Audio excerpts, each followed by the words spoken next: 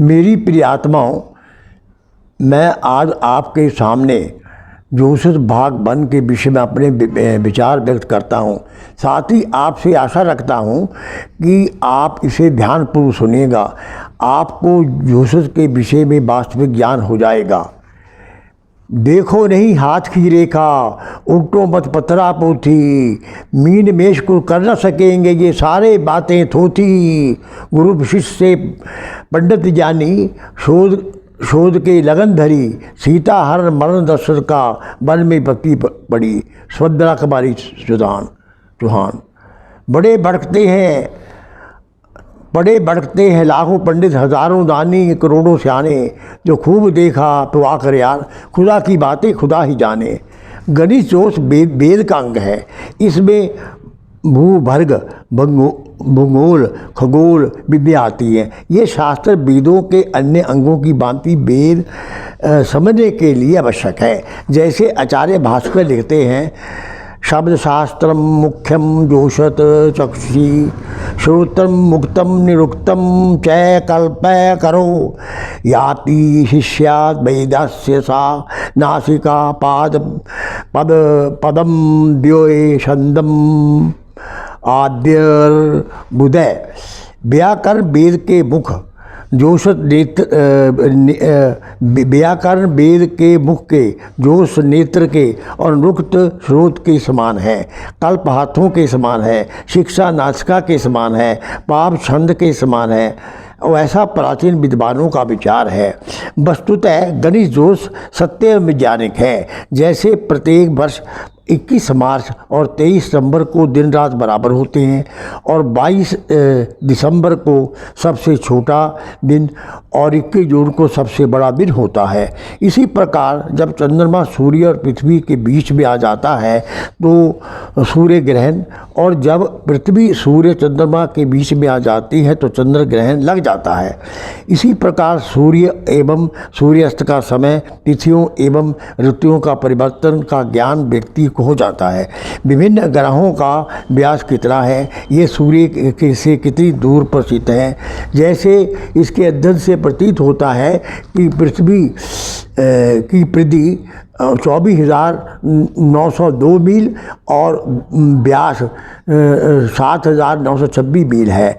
अतः वेदांग जोश में लिखा है, यथा शिखा म्यूराना नागा मन्यो यथा तत्वदेवा शास्त्रा गणित धुर्नि स्थितम। जैसे म्यूरों के सर पर शिखा और सर्पों के सिर पर मणियाँ होती हैं, उसी प्रकार वेदांग शास्त्रों में गणित सबसे ऊपर विराजमान है। इसलिए ही महर्षि दयानंद सत्य प्रकाश के 30 समलास में लिखते हैं, 2 वर्ष से जोश गणित, सूर्य सिद्धांत आदि जिसमें बीज गणित, अंक गणित, भूगोल, खगोल एवं विद्या है, उसको यथावत सीखे। परंतु जितने ग्रह, नक्षत्र, जन्म पत्र, राशि, मुहूर्त आदि के फला विधायक ग्रंथ हैं, उनको झूठ समझकर कभी ना पढ़े ना पढ़ावे। नंबर 1 कुंडली, व्यक्ति की जन्मकालीन ग्रह स्थिति, नक्षत्र आदि के द्वारा उसके जीवन के सुख दुख आदि का निर्णय जिसके द्वारा किया जाता है उसे जातक कहा जाता है। जिस प्रकार जीवन के सुख और दुख का निर्णय किया जाता है उसी प्रकार वार्षिक एवं मासिक या दैनिक सुख दुखों का भी निर्णय किया जाता है। इसको जन्म पत्र कुंडली या जन्म कुंडली कहते हैं। इसमें 12 कोष्ठक होते हैं। क्षितिज पर क्रांति वृत्त का जो भाग स्पर्श करता है उसे लग्न कहते हैं। जन्म समय में लग्न जिस राशि का हो उसे प्रथम कोष संख्या के स्थान पर लिखते हैं, शेष राशियों को क्रम से आगे लिखते हैं। ये लग्न कुंडली है। इसी प्रकार जन्म के समय चंद्र जिस राशि में रहता है उसको स्थान रखकर शेष राशियों को क्रमशः आगों के कोष्ठों में रखते हैं। जिस राशि में जो ग्रह है उस राशि में और वह राशि जिस कोष्ठ में हो उसमें उनको लिख देते हैं। ये राशि कुंडली है। मुख्यतः जन्म कुंडली से ही फलादेश किया जाता है। कोई कभी कभी चंद्र कुंडली से भी फलादेश करते हैं। कुंडली के इन 12 भागों में 12 विषयों में व्यक्त किया गया है। 12 कोष्ठ क्रमशः शरीर, धन, भाई, माता, संतान, शत्रु, स्त्री, रोग, धर्म, कर्म, आय और व्यय के हैं।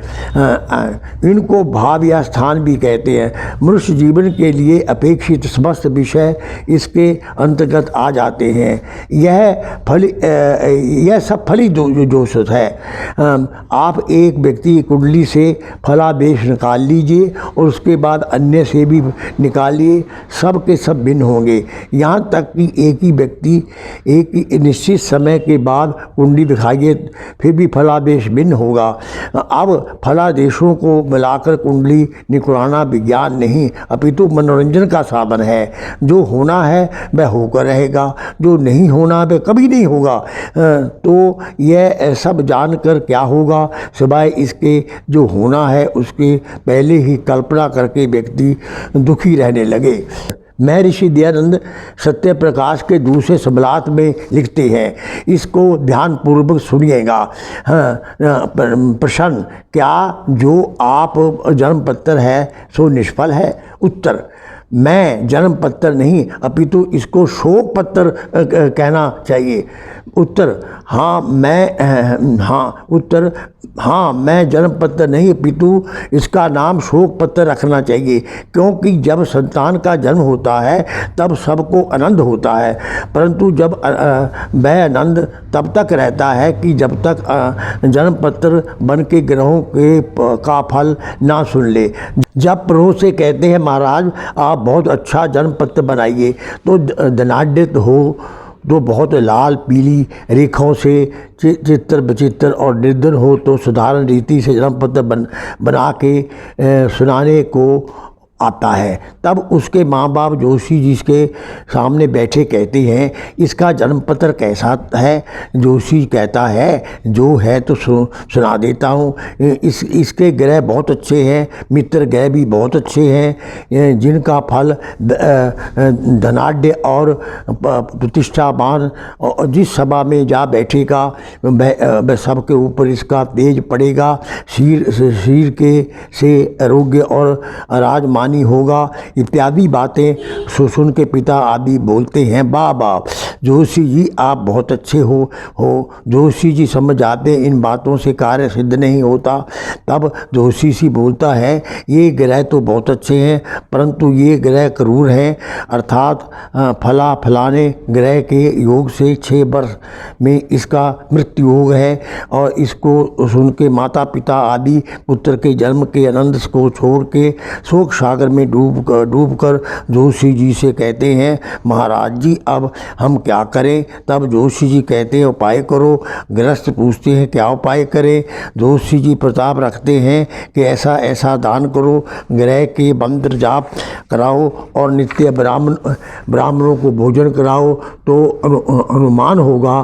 तो हम क्या करें? परमेश्वर के ऊपर कोई नहीं है, हमने तो बहुत प्रदर किया, तुमने कराया, उसके कर्म भी ऐसे थे। और जो बच जाए तो कहते हैं देखो हमारे मंत्र देवता ब्राह्मणों ने कैसी शक्ति है, तुम्हारे लड़के को बचा लिया। यहाँ यह बात होनी चाहिए जो उसके बच जाए तो भी ले चाहिए, क्योंकि जैसे जोशियों ने कहा है इसके कर्म परमेश्वर के नियम तोड़ने का सामर्थ्य किसी को नहीं है। वैसे गृहस्थ भी कहे यह अपने कर्म और परमेश्वर के नियम से बचा है और तुम्हारे करने से नहीं। जन्म पत्र आदि की मान्यता से बहुत सारे अनर्थ होते हैं और होते रहेंगे। नंबर 2 राशि। पृथ्वी पर रहने वाले व्यक्तियों को सूर्य चंद्र आदि पृथ्वी के चारों ओर घुमाते दिखाई देते हैं। वे जिस मार्ग से घूमते हैं हम उसे वृत्ताकार से प्रतीत होता है। उनकी स्थिति जानने के लिए आकाश को 12 भागों में बांटा गया है।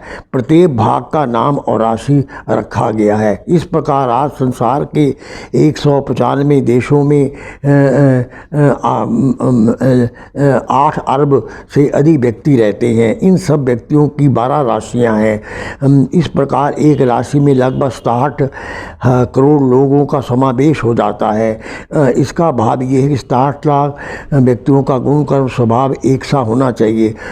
67 करोड़ लोगों की तो बात ही क्या मेरे भाई, एक माता के 2 बच्चों के गुण कर्म स्वभाव आपस में नहीं मिलते। यहाँ तक कि 2 जुड़वा व्यक्ति भी आपस में के नहीं मिलते। यहाँ तक कि कुछ जोशियों को जन्म राशि से भविष्य बताते हैं और कुछ नाम राशि से। इस प्रकार एक राशि वाले 2 मनुष्यों का जीवन भी एक समान नहीं होता। जैसे राम और रावण, कृष्ण और कंस, अर्जुन और अश्वत्थामा, भीष्म और भीम आदि महान पुरुषों के नाम राशि एक ही है, परंतु उनके जीवन की सब बातें सर्वथा विपरीत हैं। अतः सारी राशियों का फल पोल कल्पित है, ये गप है, अंदाजे हैं, तथ्य ज्ञान यथार्थ ज्ञान नहीं है। नंबर 3 नवग्रह सूर्य, चंद्र, मंगल, बुध, शुक्र, शनि, राहु, केतु आदि मुख्य नवग्रह हैं। ये सारे ग्रह जड़ हैं और व्यक्ति के जीवन को तनिक भी प्रभावित नहीं कर सकते। जोशियों का विचार है कि नीले ग्रह को शांत करने के लिए मूंगिया रंग को शांत करने के लिए पहनना चाहिए। वैज्ञानिक दृष्टि से इसका कोई मतलब नहीं। इतनी दूर से किरणों का कोई प्रभाव नहीं होता, क्योंकि सूर्य के इधर किसी ग्रह के पास किरणें नहीं हैं। फिर एक ग्रह व्यक्ति के जीवन को कैसे प्रभावित कर सकते हैं। हजारी प्रसाद द्विवेदी लिखते हैं, हमारे देश के सब प्राचीन वेद हजारी प्रसाद द्विवेदी लिखते हैं, हमारे देश के सबसे प्राचीन ग्रंथ वेद हैं। उनमें फली जोश के संबंध में कोई उल्लेख नहीं।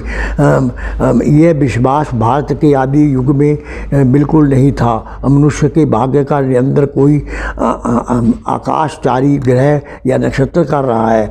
अपने शुभ या अशुभ कर्मों के फलस्वरूप ही मनुष्य शुभ या शुभ फल पाता है कि दूसरों के कारण नहीं। नंबर 4 मुहूर्त का अर्थ है क्षण। इस प्रकार एक दिन में 8 प्रहर और 24 घंटे 30 मुहूर्त होते हैं। प्राय कुछ लोग किसी भी कार्य का शीघ्र करने से पूर्व जोशियों से मुहूर्त निकलवाते हैं, परंतु यह सब जोशियों की रोजी रोटी के लिए बनाया हुआ व्यापार है, क्योंकि शुभ कार्य के लिए मुहूर्त की कोई आवश्यकता नहीं। शुभ कार्य स्वतः ही शुभ होता है, उसके लिए मुहूर्त की क्या आवश्यकता रह जाती है। कौन सा कार्य कब करना चाहिए और कब नहीं करना चाहिए, इसके विषय में रावण ने लक्ष्मण को मरते समय उपदेश देते हुए कहा था। क्या कहा था, ध्यान से सुनिएगा। हे लक्ष्मण, धर्म कर्म करने में एक क्षण का भी विलंब नहीं करना चाहिए और धर्म के विरुद्ध कार्य करते समय 100 बार सोचना चाहिए। अब इन निम्नलिखित पंक्तियों को बड़े ध्यानपूर्वक सुनिएगा। महर्षि दयानंद यानी सत्या प्रकाश के 11वें सुमलास में लिखते हैं, कोई एक चोरी करता हुआ पकड़ा गया। न्यायाधीश ने उसका नाक काट डालने का दंड दिया। जब उसकी नाक काटी गई तब वह धूर्त नाचने लगा और हंसने लगा। लोगों ने पूछा, तू क्यों हंसता है? उसने कहा, कुछ कहने की बात नहीं। लोगों ने पूछा, ऐसे कौन सी बात है? उसने कहा, बड़ी भारी आश्चर्य की बात है, हमने ऐसी कभी नहीं देखी। लोगों ने कहा, कहो क्या बात है? मेरे सामने साक्षात चतुर्भुज नारायण खड़े हैं। मैं देखकर बड़ा प्रसन्न होकर नाचता गाता अपने भाग्य को धन्यवाद देता हूँ कि मैं नारायण का साक्षात दर्शन कर रहा हूँ। लोगों ने कहा, हमको क्यों दर्शन नहीं होता? वह बोला, नाक की आड़ हो रही है तो नाक कटवाओ तो नारायण दिखे, नहीं तो नहीं दिखे। इसमें से किसी मूर्ख ने चाहा कि नाक जाए तो जाए, परंतु नारायण का दर्शन अवश्य होना चाहिए। उसने कहा मेरी भी नाक काटो, नारायण को दिखाओ। उसने उसकी नाक काट कर उसने उसकी नाक काट कर कान में कहा तुम भी ऐसा ही कर, नहीं तो मेरा और तेरा उपहास होगा। उसने भी समझा अब नाक तो जाती नहीं, इसलिए ऐसा ही ठीक है। तब वह भी बांस के सामने नाचने कूदने लगा, गाने बजाने लगा, हंस और कहने लगा मुझको भी नारायण दिखता है। वैसे होते होते अब 70 मनुष्यों का झुंड हो गया और बड़ा कोलाहल मचा। अपने संप्रदाय का नाम नारायण दर्शी रखा। किसी मूर्ख राजा ने सुना तो उनको बुलाया। अब राजा उनके पास गया। तब बहुत कुछ नाचने कूदने हंसने लगे। तब राजा ने पूछा ये क्या बात है? उन्होंने कहा साक्षात नारायण हमको दिखता है। राजा हमको क्यों नहीं दिखता? अच्छा, नारायण दर्शी जब तक नाक है तब तक नहीं दिखेगा, और जब नाक कटवा लोगे तभी नारायण प्रत्यक्ष दिखेंगे। तब राजा ने विचारा ये बात ठीक है। राजा ने कहा जोशियों की ये मनुष्य देखिए। जोशियों ने उत्तर दिया जो हुक्म अन्नदाता। 10वीं के दिन प्रातःकाल 8 बजे नाक कटवाने और नारायण दर्शन करने का बड़ा अच्छा मुहूर्त है। 12 पोप जी आपकी पोथी में नाक कटाने और काटने का मुहूर्त लिखा है। नंबर 5 नक्षत्र।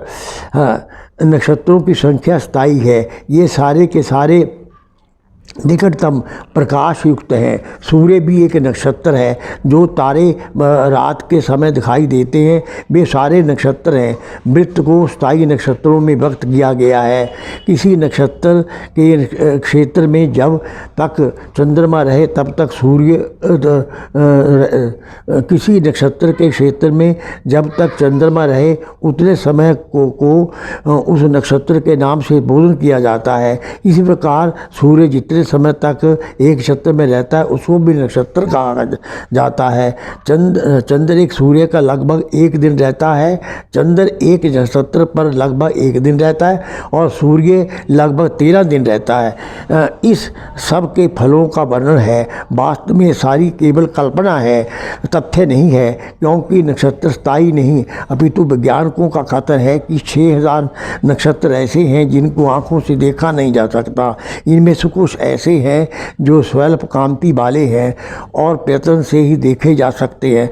कुछ ऐसे भी नक्षत्र हैं जो अत्यंत चमकीले हैं किंतु उनको गिनती से गिना नहीं जा सकता। जो भी हो, करोड़ों अरबों और खरबों मीलों पर दूरतावर्ती नक्षत्रों को हमसे 9 करोड़ 30 लाख मील पर रहने वाले सूर्य के साथ तथा 2,38,000 मील दूर पर रहने वाले चंद्रमा के साथ है। इनका पृथ्वी के साथ और पृथ्वी के वृक्षों के साथ कोई संबंध नहीं। ये सब कल्पना मात्र है। यहाँ तक कि पचांग जिसमें बार, तिथि, नक्षत्र, कर्ण योग आते हैं, इसका नाम पचांग है। ये जोश, काल और व्यवहार के लिए भी के अंग नहीं है। पंडित पुरुषोत्तम जोश उज्जैन वाले लिखते हैं। धार्मिक इस पंक्ति को बड़े ध्यानपूर्वक सुनिएगा और अपने जीवन में उतारिएगा कि फली जोश बिल्कुल यानी कि कल्पना है, वो अंदाजे है। क्या कहते हैं पंडित जोश उज्जैन वाले स्वयं लिखते हैं, धार्मिक बोले भाले लोगों को ठगने का चतुर लोगों के द्वारा रचा हुआ जाल ही पचाग है। ओम शांति शांति।